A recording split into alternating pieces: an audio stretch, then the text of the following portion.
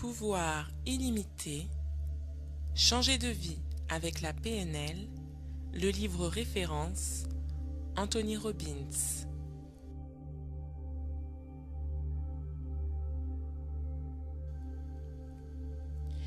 Si un individu produit un résultat que nous voulons imiter, savoir qu'il a formé telle image mentale et qu'il s'est dit telle phrase ne suffit pas. Nous avons besoin d'outils plus affûtés pour accéder véritablement à ce qui se passe dans son esprit. C'est là qu'interviennent les sous-modalités. Elles sont les qualités exactes des éléments requis pour obtenir un résultat. Ce sont les parties les plus petites et les plus précises qui composent la structure de l'expérience humaine. Pour être en mesure de comprendre et de contrôler une expérience visuelle, nous devons en savoir plus sur l'objet qui la provoque. Nous devons savoir s'il est clair ou foncé, noir, blanc ou coloré, mobile ou fixe.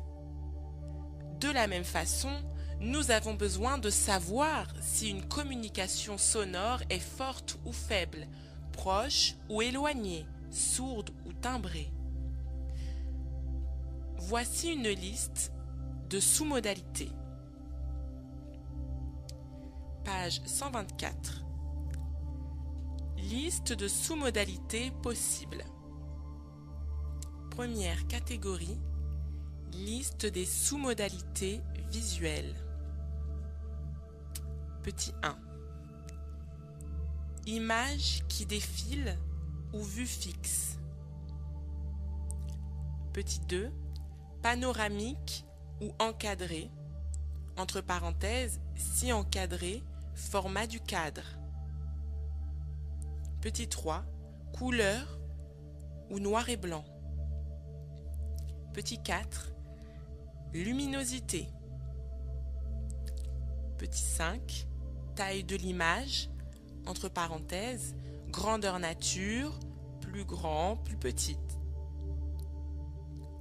Petit 6. Taille de l'objet central.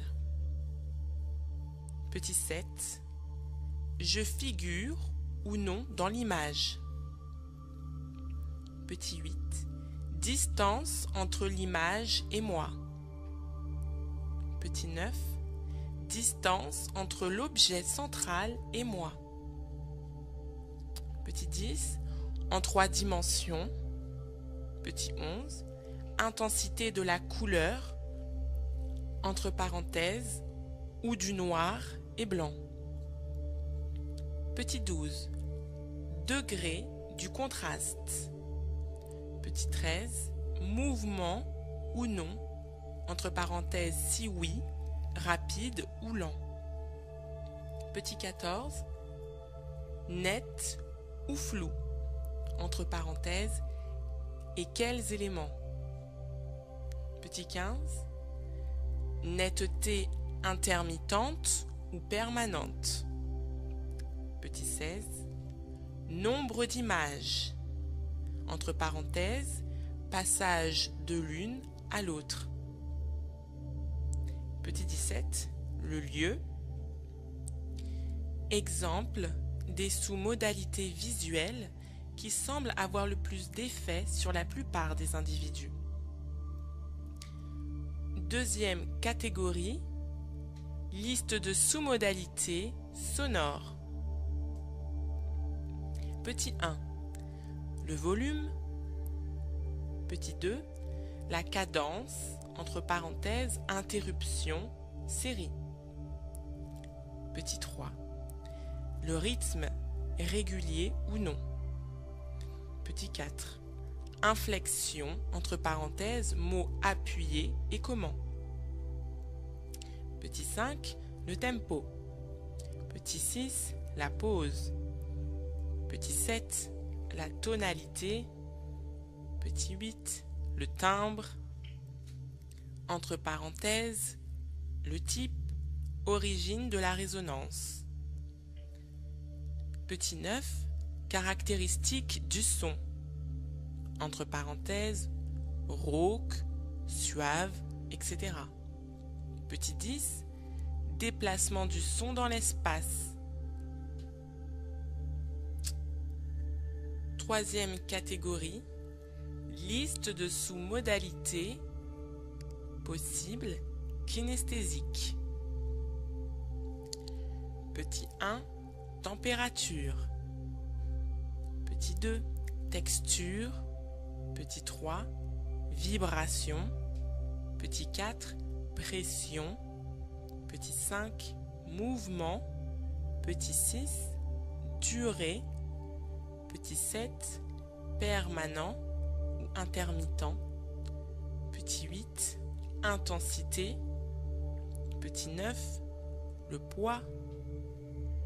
Petit 10, densité. Petit 11, emplacement. Quatrième catégorie, liste de sous-modalités possibles, douleur. Petit 1, picotement. Petit 2, chaud ou froid. Petit 3, crampe. Petit 4, vive ou sourde. Petit 5, pression. Petit 6, durée. Petit 7, intermittente, entre parenthèses, pulsation, etc. Petit 8, emplacement.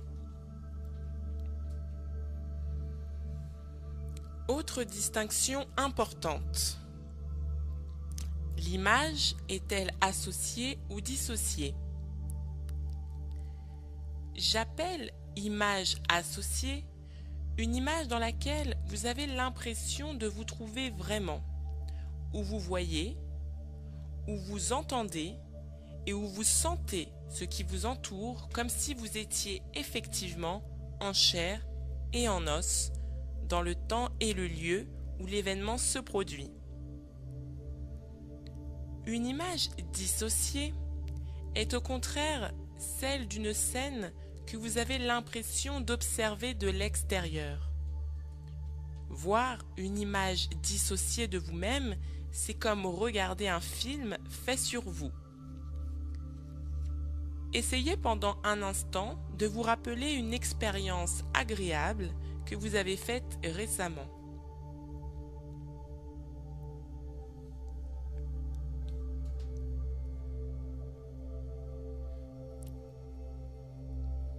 Essayez en fait d'entrer dans cette expérience.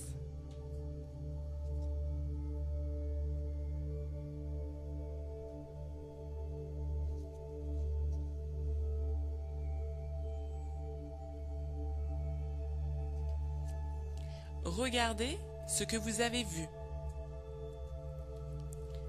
Événements, images, couleurs, lumière, etc. Écoutez ce que vous avez entendu. Voix, son, etc.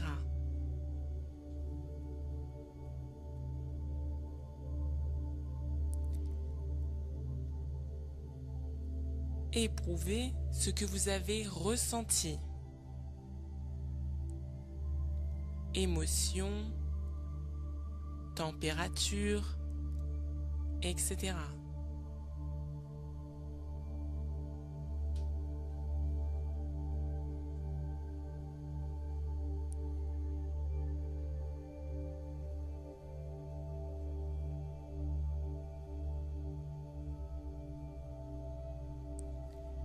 Observez l'impression que cela vous procure.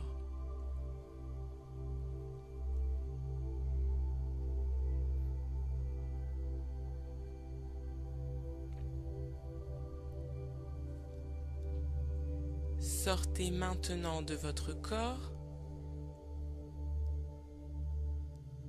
et sentez que vous êtes en train de vous éloigner de la scène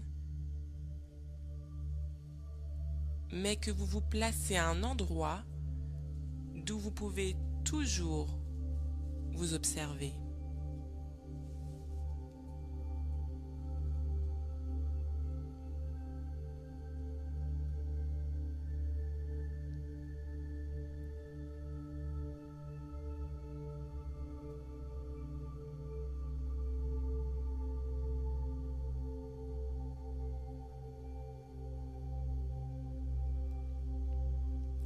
Quelle différence remarquez-vous?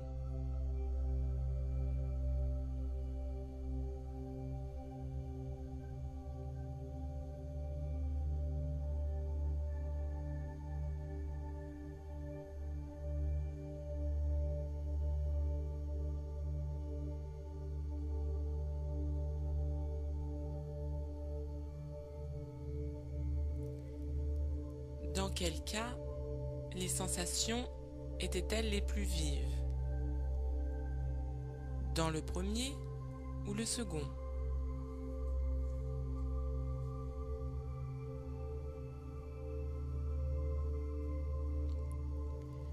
Vous connaissez maintenant la différence entre une expérience associée et une expérience dissociée.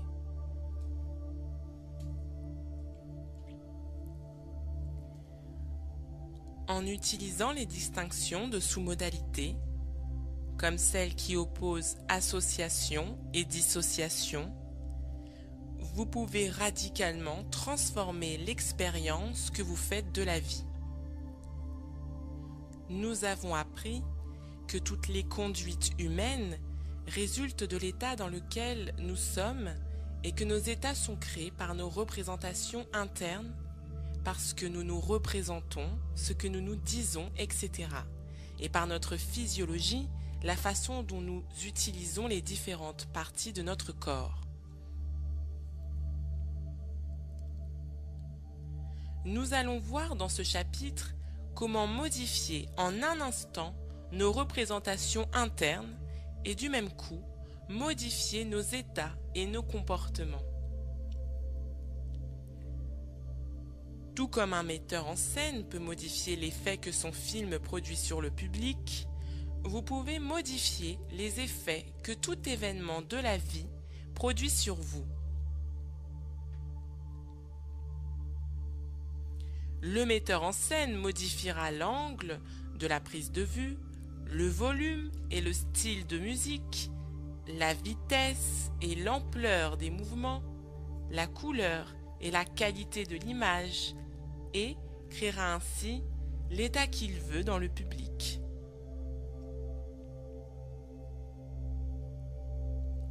Vous pouvez diriger votre cerveau de la même façon afin d'engendrer les états et les comportements qui contribuent à vos besoins les plus chers. Et je vais vous montrer comment.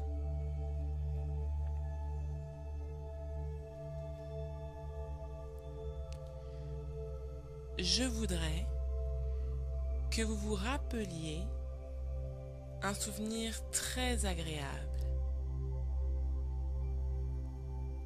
Ce peut être un souvenir ancien ou récent.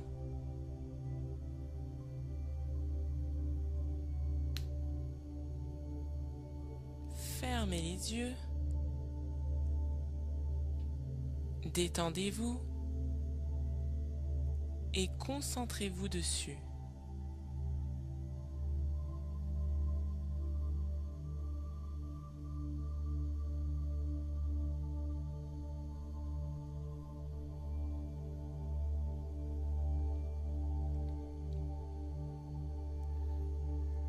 Essayez maintenant de rendre cette image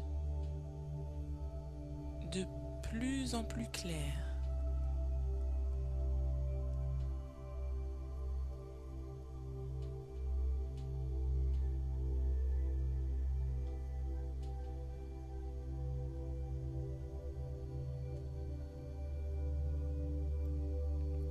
Au fur et à mesure que l'image s'éclaircit, notez les transformations de votre état.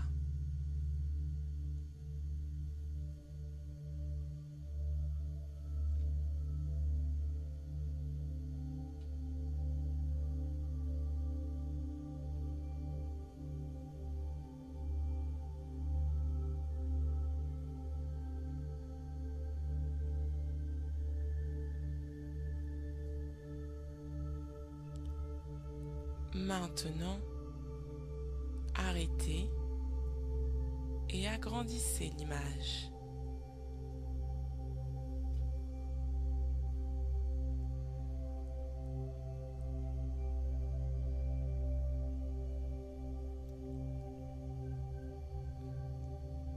Que se passe-t-il quand vous agissez sur elle?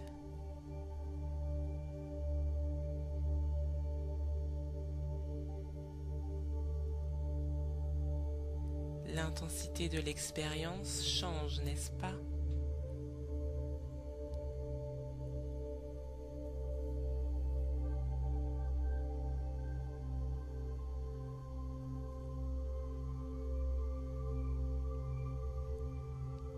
Chez la plupart des gens, éclaircir, agrandir et rapprocher une image la rendent plus puissante et plus agréable.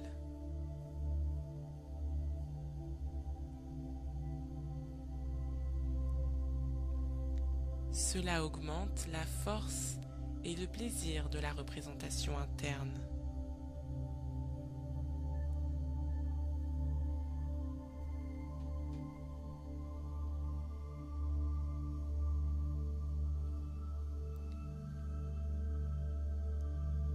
Cela vous met dans un état de puissance et de joie plus grande.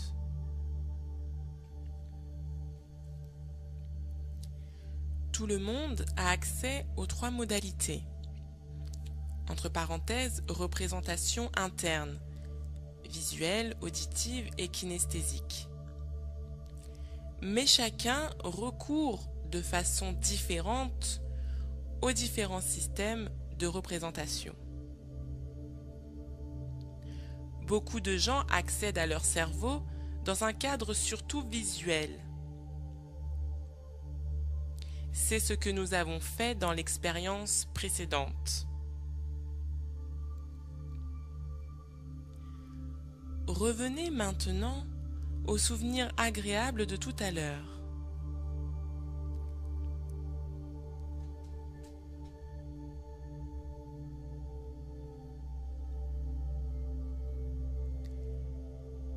Augmentez le volume des voix et des sons que vous entendez.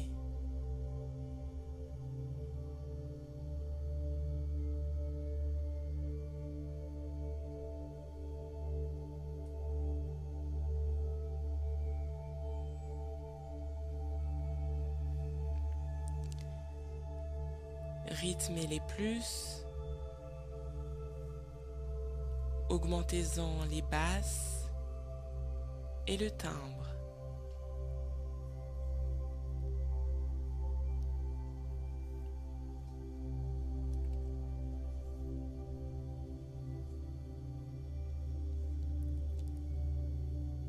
Faites ensuite de même avec les sous-modalités kinesthésiques. Rendez votre souvenir plus chaud, plus mou, plus doux que précédemment.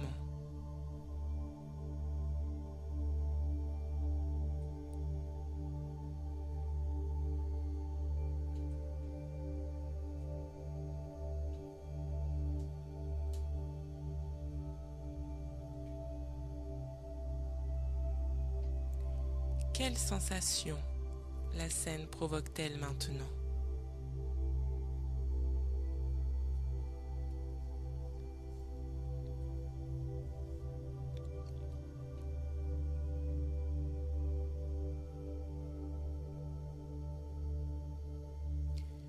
Tout le monde ne répond pas de la même façon. Les éléments kinesthésiques, en particulier, provoquent des réactions différentes selon les individus. Mais, pour la plupart d'entre nous, éclaircir et agrandir une image la renforce. Cela donne à la représentation interne plus d'intensité, plus d'attrait et surtout, cela met dans un état plus constructif, plus fécond. Lorsque je fais faire ces exercices lors de mes séminaires, je réussis à voir exactement ce qui se produit dans l'esprit des gens en observant les modifications de leur physiologie.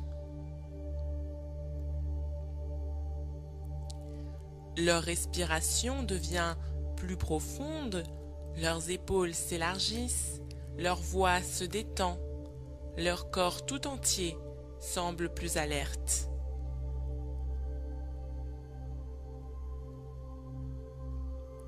Faisons le même exercice avec une image négative.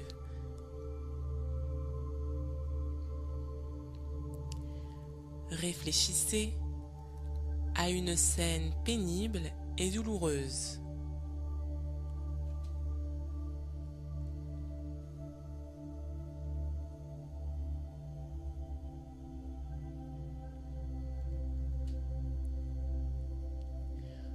Augmentez-en maintenant la luminosité.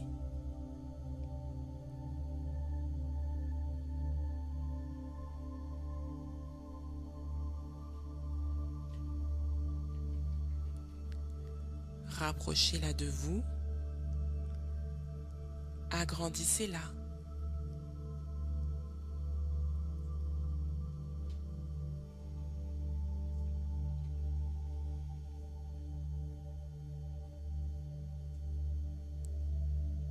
Que se passe-t-il dans votre cerveau?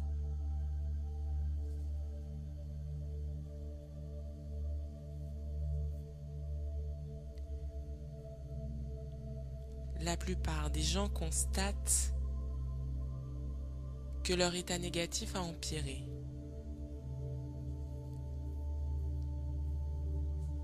Maintenant, reprenez l'image du début.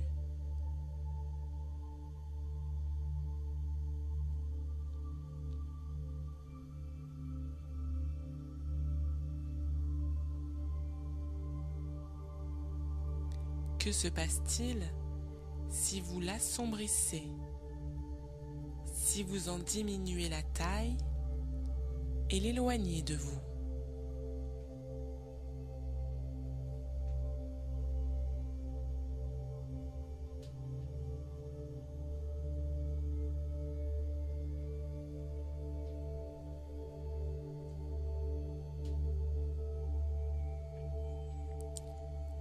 Notez les différences d'impression.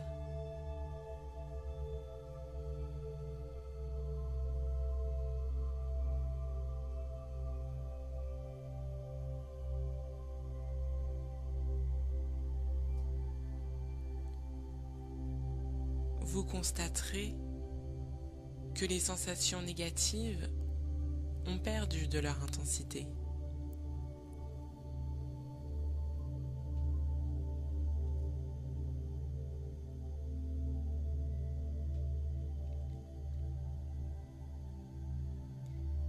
Essayez la même expérience avec d'autres modalités.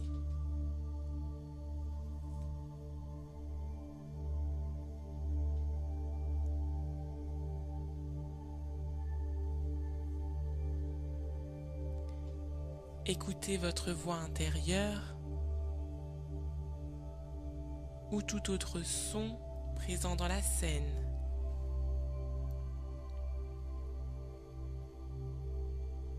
Et donnez-lui un ton élevé, martelé.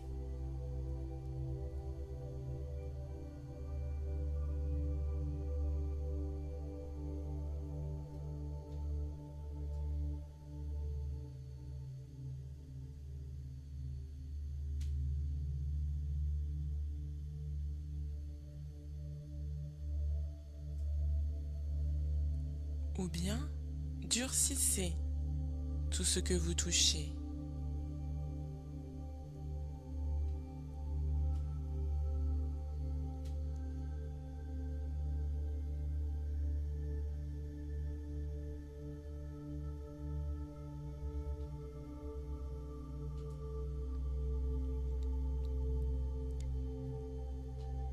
il est vraisemblable que la même chose va se reproduire.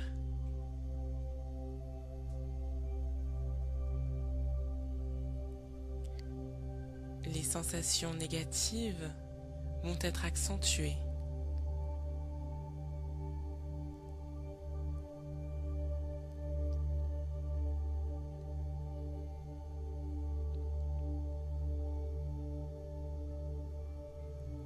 Je le répète, mais je ne veux pas que vous considériez ces exercices d'un point de vue théorique. Je souhaite que vous les exécutiez en vous concentrant et en notant soigneusement les modalités et sous-modalités qui ont le plus de pouvoir sur vous.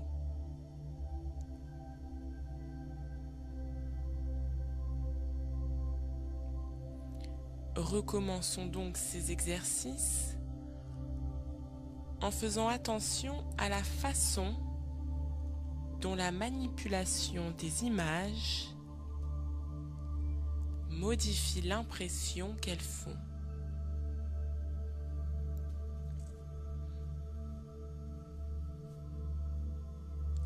Reprenez l'image négative précédente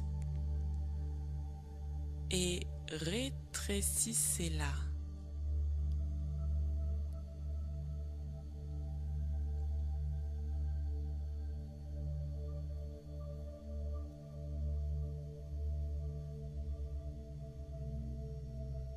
Soyez conscient de ce qui se passe au fur et à mesure qu'elles rapetissent.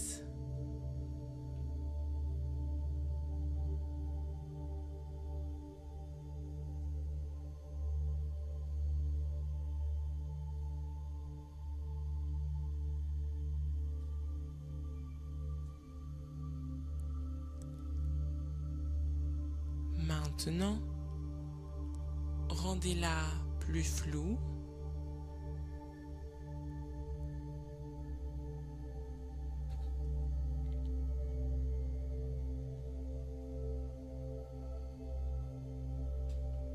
Plus obscure et plus difficile à voir.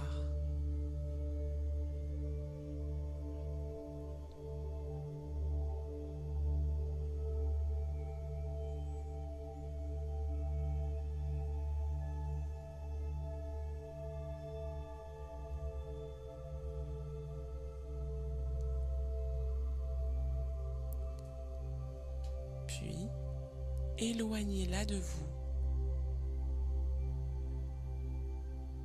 Repoussez-la jusqu'à ce que vous la voyiez à peine.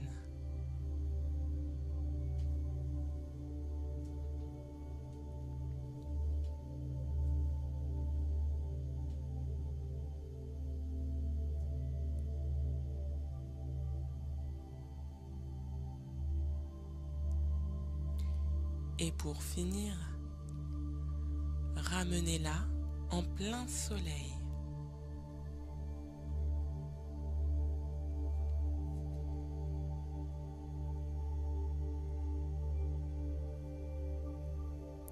Notez ce que vous entendez, voyez et ressentez au fur et à mesure qu'elle disparaît.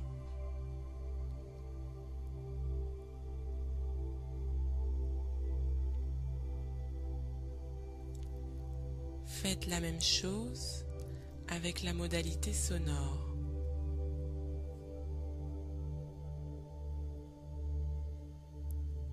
Diminuez le volume des voix que vous entendez.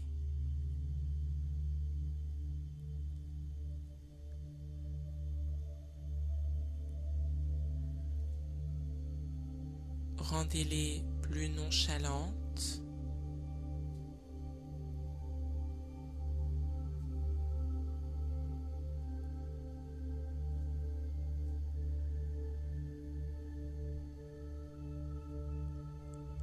Ôtez-leur leur rythme et leur vigueur.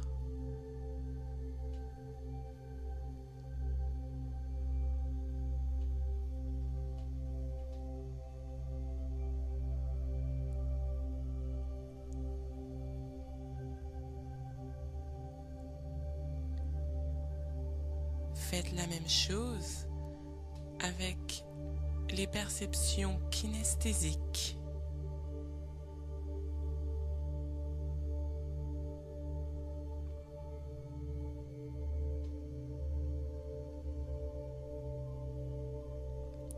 Qu'arrive-t-il à l'image négative?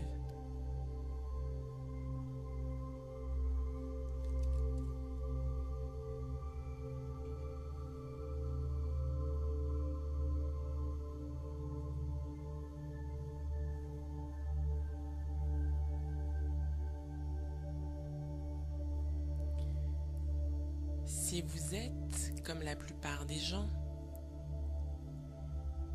elle perd de sa force.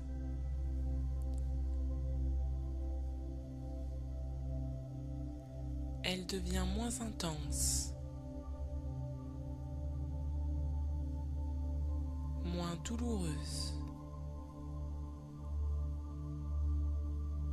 ou même disparaît.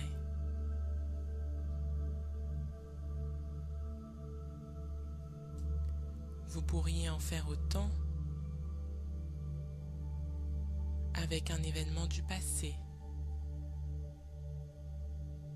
qui vous a causé beaucoup de chagrin. Le dissoudre et le faire disparaître complètement.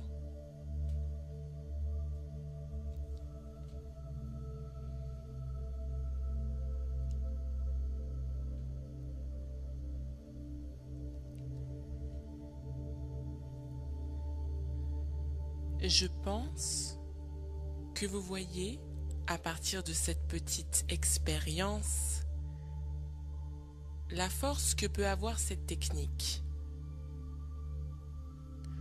En quelques minutes seulement, vous avez réussi à augmenter une sensation positive et à diminuer une sensation négative. Dans le passé, vous étiez à la merci de vos représentations internes. Vous savez désormais qu'il n'est pas nécessaire que les choses se passent ainsi. Cela revient à dire qu'au fond, vous pouvez vivre de deux façons. Ou bien laisser votre cerveau vous diriger, comme il le faisait dans le passé, le laisser vous projeter n'importe quelle image, son ou sensation, et réagir automatiquement comme un véritable chien de Pavlov, ou bien choisir de diriger consciemment votre cerveau, lui donner les directives que vous désirez lui donner, débarrasser les images négatives de leur force, vous les représenter d'une manière qui ne vous affaiblisse plus, d'une manière qui vous permette de les manier efficacement. Ne vous êtes-vous jamais retrouvé devant une tâche si énorme que vous n'imaginez même pas pouvoir en venir à bout et que donc vous n'avez même pas entamé? Si vous vous la représentez plus petite, vous aurez l'impression d'être capable de l'accomplir et au lieu de vous sentir dépassé, vous prendrez les mesures nécessaires.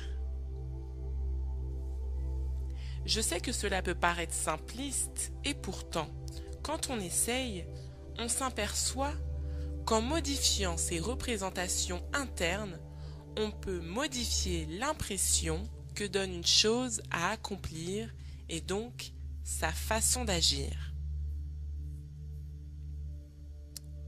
Et bien sûr, vous savez maintenant qu'il est possible d'exalter les expériences agréables, de prendre en considération les petites joies de l'existence et d'en augmenter l'importance, d'en faire le rayon de soleil de la journée et de vous sentir aussitôt plus léger et plus heureux.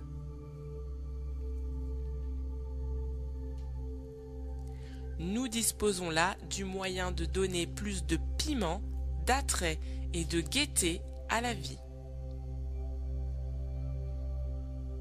Rien n'est bon ni mauvais, mais y penser le rend ainsi. Shakespeare.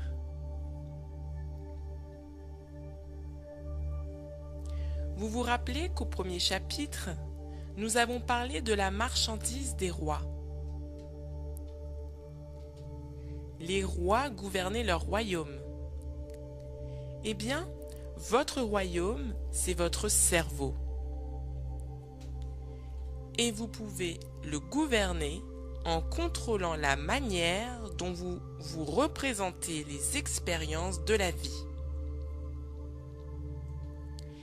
Toutes les sous-modalités dont nous avons parlé disent au cerveau ce qu'il doit ressentir. Rappelez-vous en effet ceci. Nous ne savons pas exactement de quoi est réellement faite la vie. Nous ne connaissons que la représentation que nous nous en faisons. Si donc nous nous représentons une image négative sous une forme volumineuse, claire, puissante et sonore, notre cerveau nous fera ressentir une mauvaise expérience extrêmement volumineuse, claire, puissante et sonore. Mais si nous rétrécissons cette image, l'obscurcissons, l'immobilisons, nous lui ôterons sa force et le cerveau réagira en conséquence. Au lieu de nous mettre dans un état négatif, il suffit de hausser les épaules et de traiter cette image sans la laisser nous bouleverser.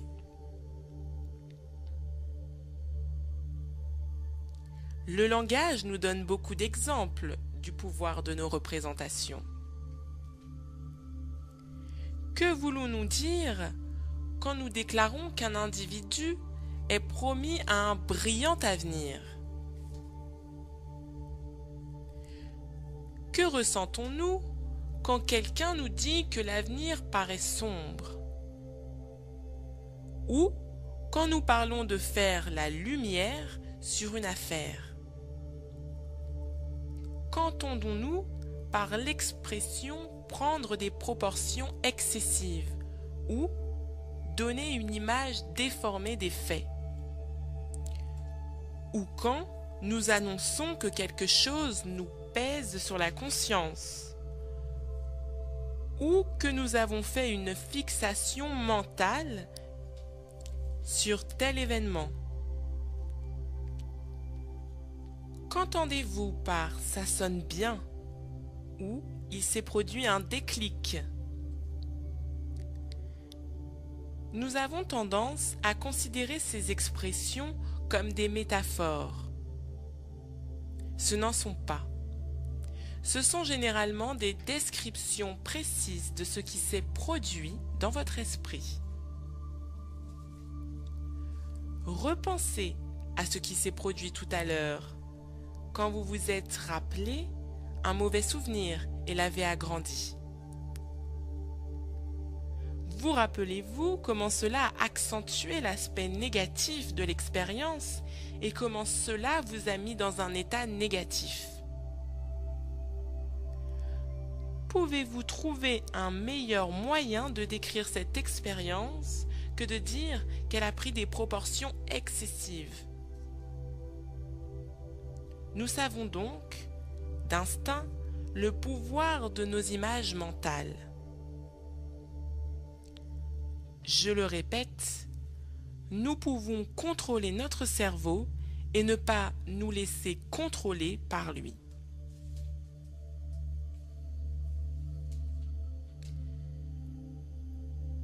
Voici un exercice simple qui pourra aider beaucoup de gens.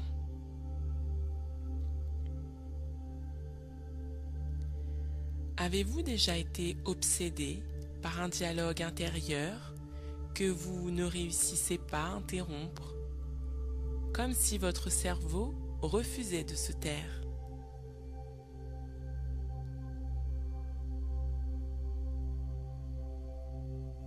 Si cela vous arrive encore, essayez simplement de baisser le volume.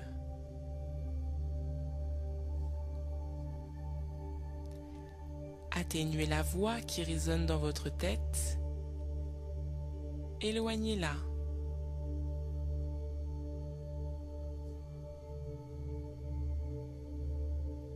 Cela suffit souvent pour régler le problème.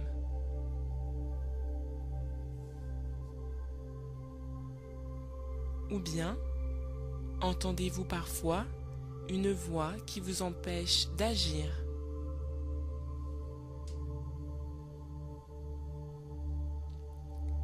Laissez-la désormais dire la même chose. Mais donnez-lui un ton enjôleur, presque câlin. Mais non, tu ne peux pas faire ça. Quel effet cela produit-il?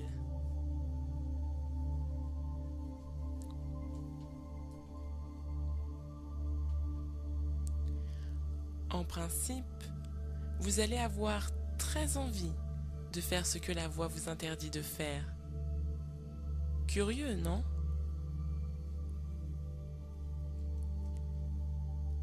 Passons à un autre exercice.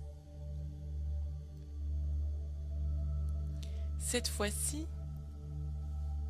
pensez à quelque chose que vous étiez très désireux de faire.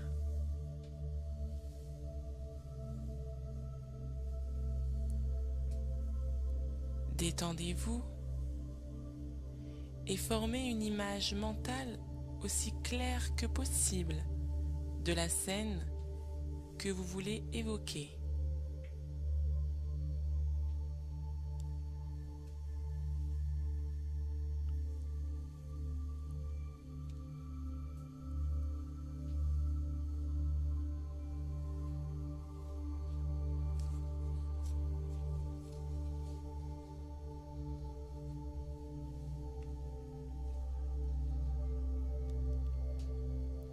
Prenez votre temps et répondez à mes questions une par une.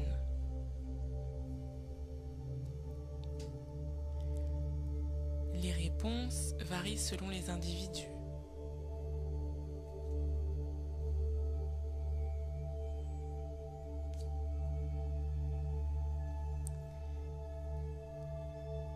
Voyez-vous la scène comme un film ou comme une vue fixe?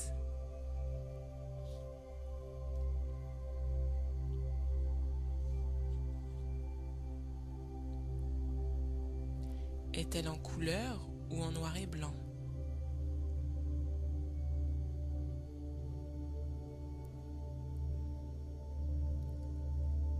Est-elle proche ou éloignée?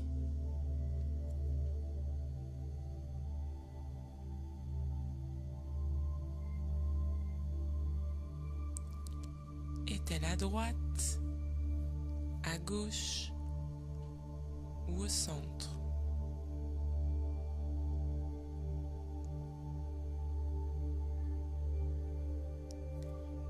Est-elle dans le haut, le bas ou le milieu de votre champ de vision?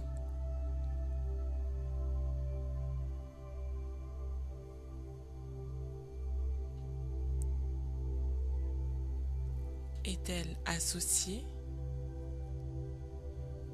c'est-à-dire la voyez-vous comme si vous y étiez présent, ou dissociée, c'est-à-dire la voyez-vous comme un observateur extérieur?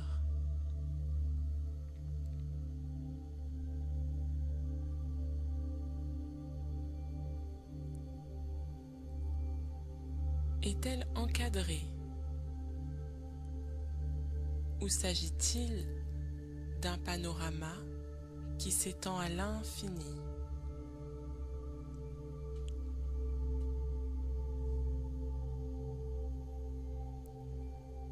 Est-elle claire ou sombre?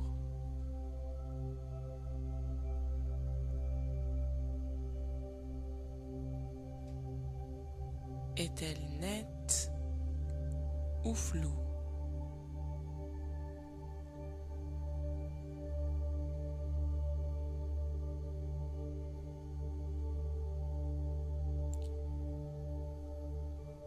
Tout en faisant cet exercice,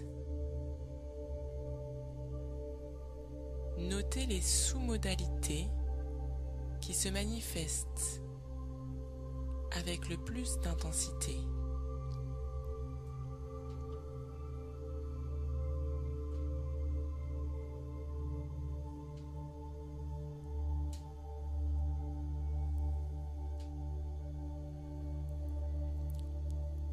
Passez maintenant en revue vos sous-modalités auditives et kinesthésiques.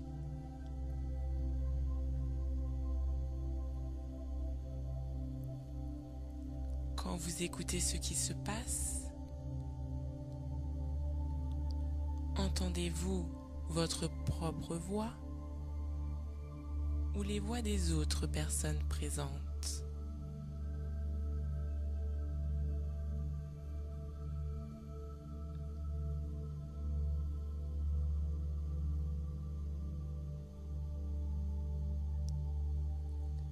Entendez-vous un dialogue ou un monologue?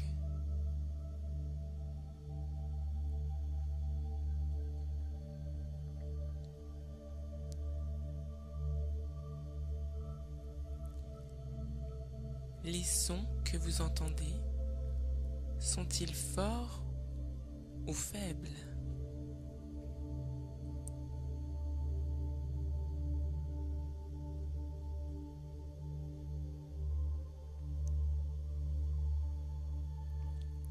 Présentent-ils des inflexions variées ou sont-ils monocordes?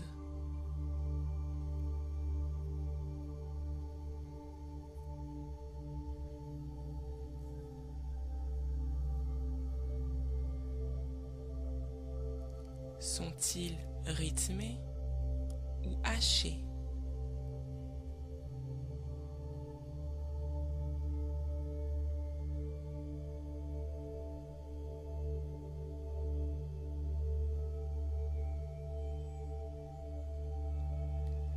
Le rythme est-il rapide ou lent?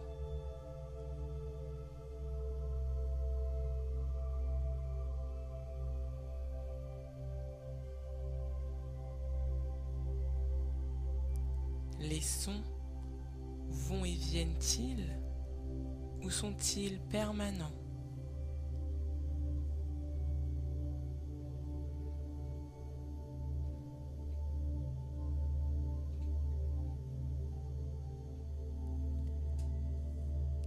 Quelle est la phrase principale que vous entendez ou que vous vous dites à vous-même?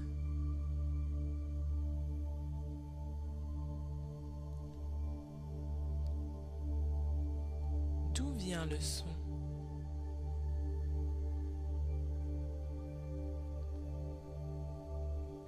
Quand vous touchez, est-ce dur ou mou? Chaud ou froid?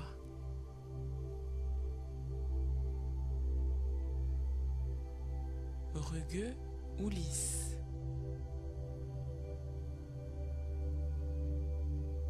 Souple ou rigide?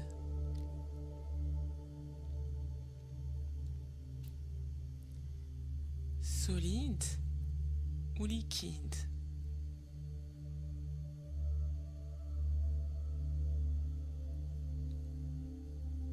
Pointu ou émoussé?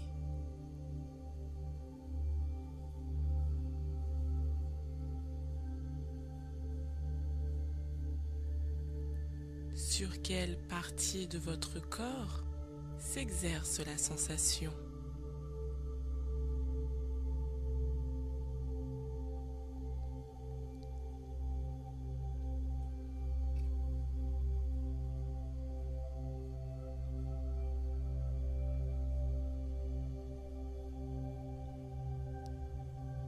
Est-ce sucré ou aigre?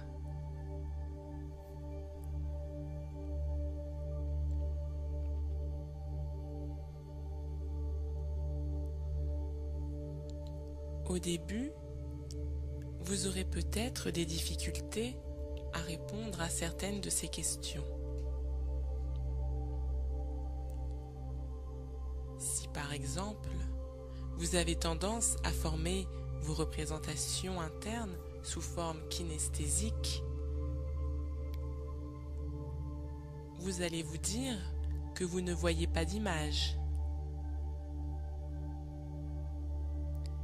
Sachez cependant que c'est une croyance et que tant que vous vous y tiendrez, elle sera vraie.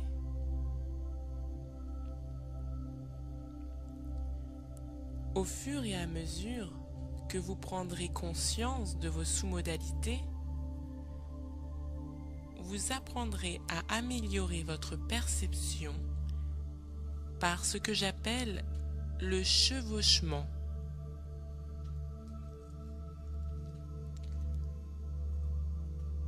En attendant, si vous êtes surtout auditif, par exemple, mieux vaut commencer par vous accrocher à tous les souvenirs sonores que vous avez de la scène.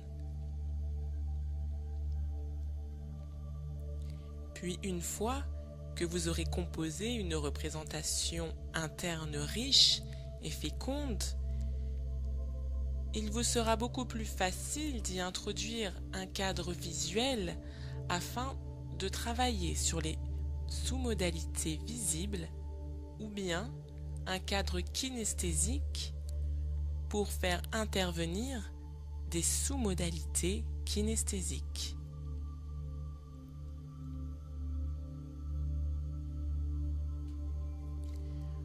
Vous venez donc de voir la structure d'une scène où vous étiez très motivé pour agir.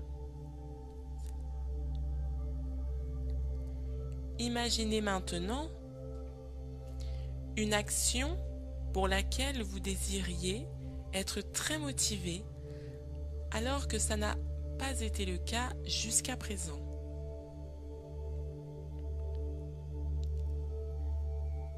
Formez-en une image mentale.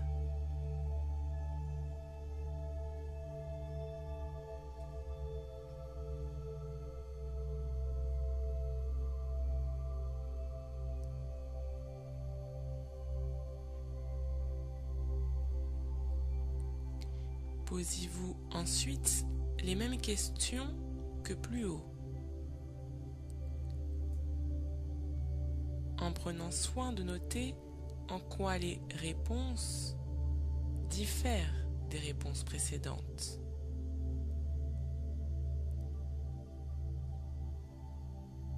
Vous passerez ainsi en revue toutes les sous-modalités visuelles, auditives et kinesthésiques.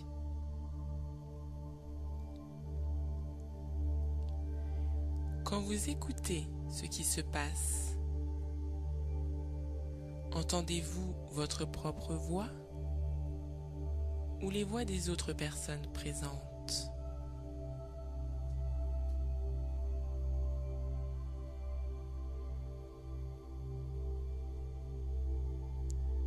Entendez-vous un dialogue ou un monologue?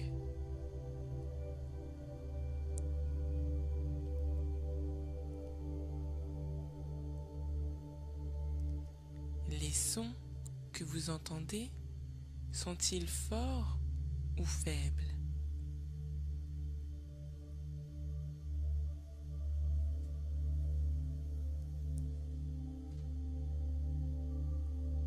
Présentent-ils des inflexions variées ou sont-ils monocordes?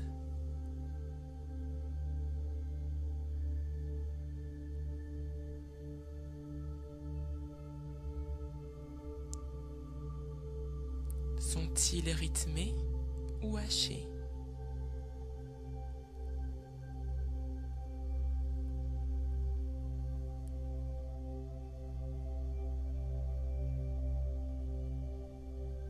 Le rythme est-il rapide ou lent?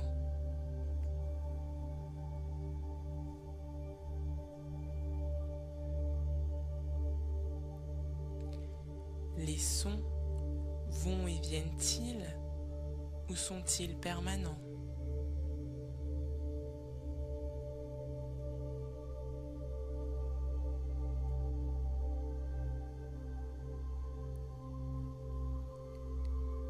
Quelle est la phrase principale que vous entendez ou que vous vous dites à vous-même?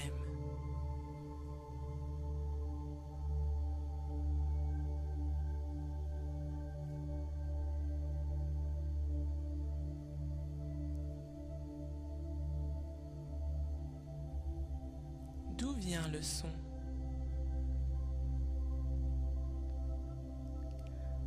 Lorsque vous touchez, est-ce dur ou mou?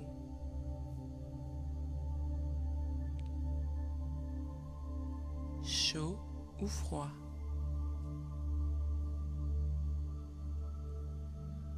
Rugueux ou lisse?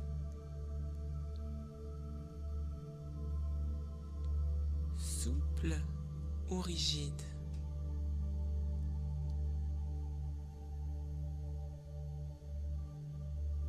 Solide ou liquide?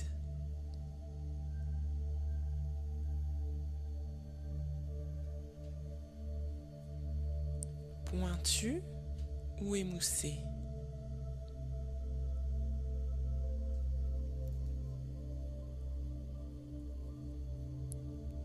Sur quelle partie de votre corps s'exerce la sensation?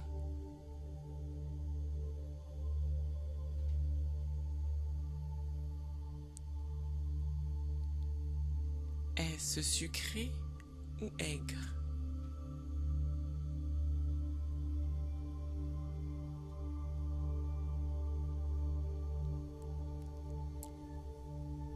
Revenez maintenant à l'expérience pour laquelle vous étiez très motivé. Appelons-la l'expérience 1. Puis, à l'expérience pour laquelle vous vouliez être motivé. L'expérience 2. Et regardez-les simultanément. Ce n'est pas difficile. Imaginez votre cerveau comme un écran de télévision coupé en deux. Et regardez les deux images à la fois. Il y a des différences de sous-modalité, n'est-ce pas?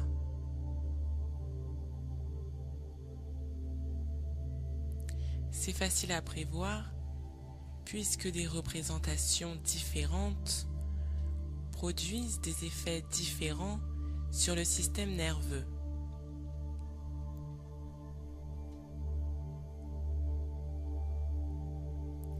Reprenez maintenant les sous-modalités dont nous savons qu'elles sont motivantes et petit à petit, rectifions les sous-modalités de l'expérience où nous ne sommes pas encore motivés, l'expérience 2, afin de les amener au niveau de celle pour laquelle nous sommes motivés, entre parenthèses, les sous-modalités de l'expérience 1.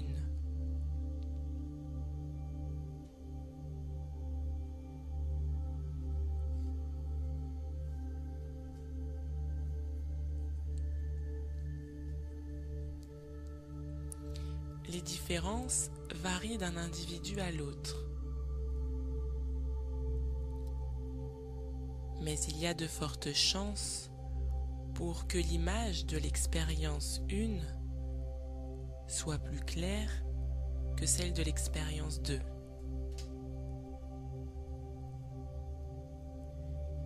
Elle sera également plus audible et plus rapprochée.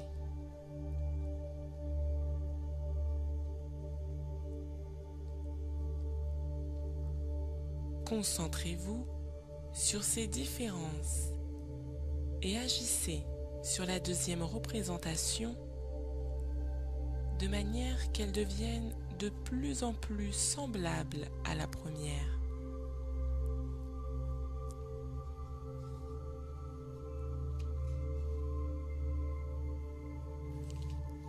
N'oubliez pas de faire de même pour les représentations auditives et kinesthésiques. Allez-y.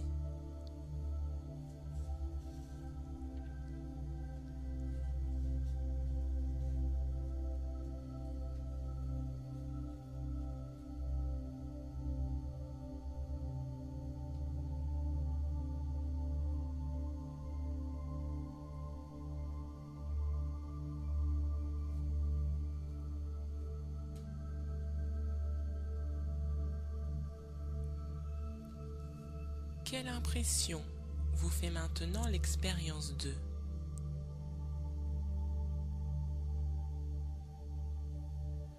Êtes-vous plus motivé?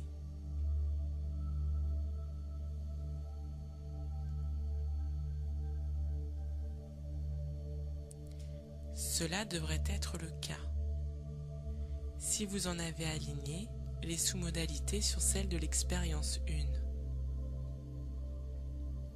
Par exemple, si la scène 1 était animée et la scène 2 fixe, vous avez animé la scène 2.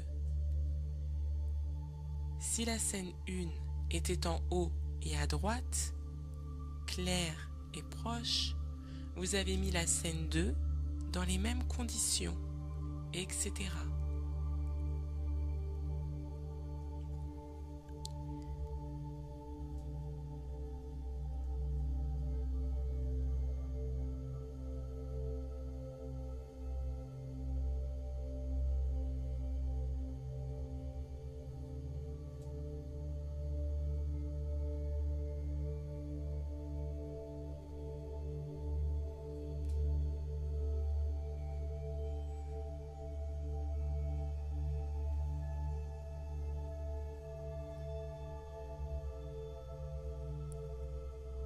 Cet exercice surprend parfois.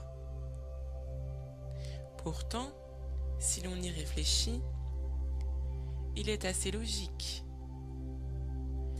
Si vous connaissez les indications représentatives qui mettent votre esprit dans un état particulier et que vous appliquiez ces indications à une expérience, vous réagirez comme ces indications ordonnent à votre système nerveux de réagir face à cette situation.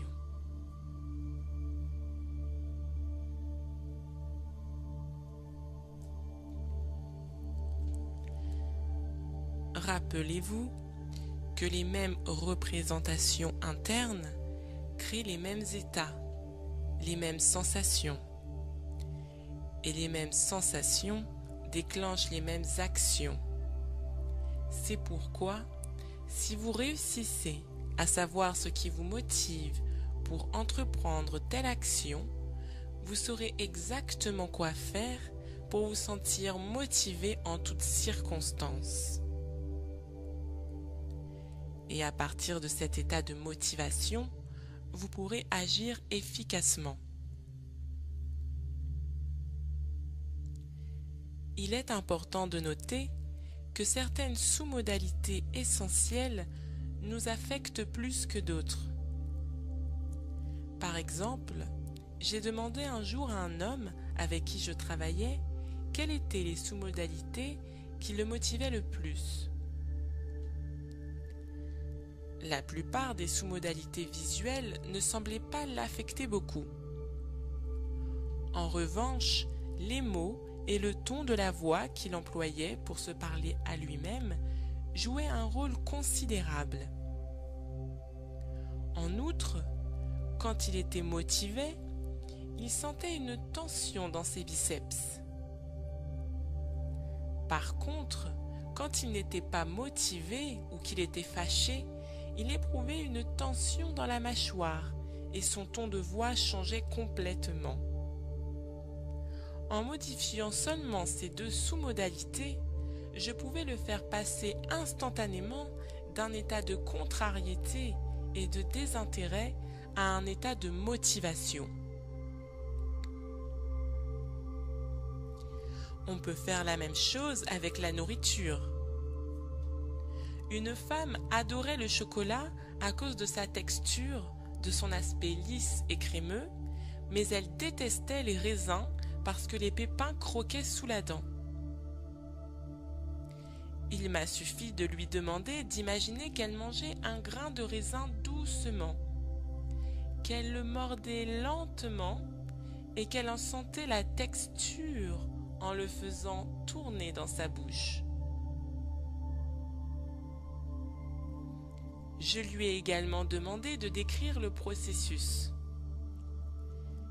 Ayant fait cela, elle se mit aussitôt à apprécier le raisin et continue depuis à l'aimer. Quand on est comme moi, ce que j'ai appelé un imitateur, on est toujours curieux de savoir comment les gens font pour obtenir tel résultat, mental ou physique. Les gens qui viennent me voir pour me demander conseil me disent « Je suis complètement déprimé ». Je ne leur demande ni pourquoi ils sont déprimés, ni de me représenter et de se représenter à eux-mêmes les raisons de leur dépression. Cela ne ferait que les plonger dans un état de dépression plus profond. Je ne veux pas savoir le pourquoi de leur malaise, mais son comment.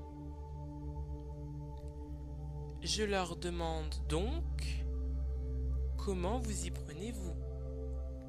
J'ai droit généralement à un regard étonné, parce que la personne ne se rend pas compte qu'elle doit faire un certain nombre de choses dans son esprit et dans son corps pour être déprimée. Je lui demande alors, si j'étais dans votre corps, comment ferais-je pour me sentir déprimée? Qu'est-ce que j'imaginerais? Qu'est-ce que je me dirais? Comment le dirais-je? Sur quel ton le dirais-je? Ces processus provoquent en effet des réactions mentales et physiques spécifiques et produisent donc des effets affectifs particuliers. Si vous modifiez la structure du procédé, il peut se transformer en autre chose, en un état différent de celui de dépression. Une fois que vous savez consciemment comment vous faites certaines choses, vous pouvez commencer à faire marcher vous-même votre cerveau et à créer les états qui vous aident à vivre de la manière que vous désirez et que vous méritez.